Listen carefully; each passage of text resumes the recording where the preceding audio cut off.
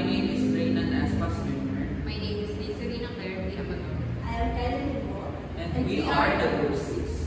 So this is our instructional material. This is a pop-up book.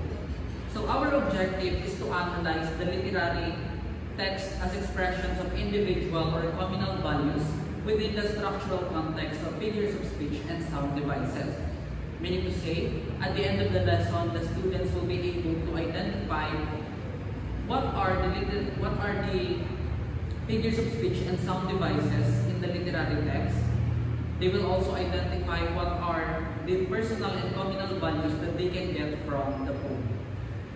So the poem that we chose is the poem of Angela Manalang Gloria, entitled Words.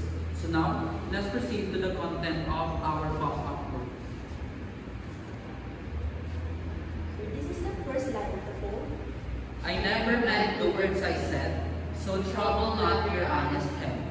So here the people are facing each other. So the picture reflects regret and misunderstanding, showing that sometimes words are said but not really meant. Next. And never mean the words I write, but come and kiss me now good night. So here they are now hugging each other. So the hug connects with the line that actions matter more than words, ending the day with forgiveness and closeness. Next. The words I said break with the thunder of billows surging into spring. So here it shows stormy and conflicted emotions. So the image likely shows the chaos or hurt feelings by the words. Next.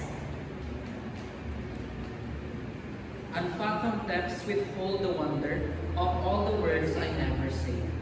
So here the girl's posture and expression convey the weight of what she's holding inside. So the image helps the viewer to feel the emotion behind that line. Since the students are already familiar with the lines in the poem, we will proceed on the next page.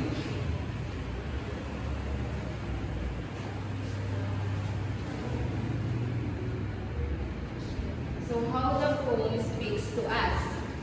So students should have a prior knowledge about figures of speech and sound devices for them to identify these elements in the poem. So these are the figures of speech. First, you have a metaphor. There are definition and example. Simile, comparison, using like or as, and the example. And also, onomatopoeia, the definition and also the examples. So let's proceed to the sound devices. So these are the sound devices: alliteration, consonants, assonance, repetition, onomatopoeia, and rhyme.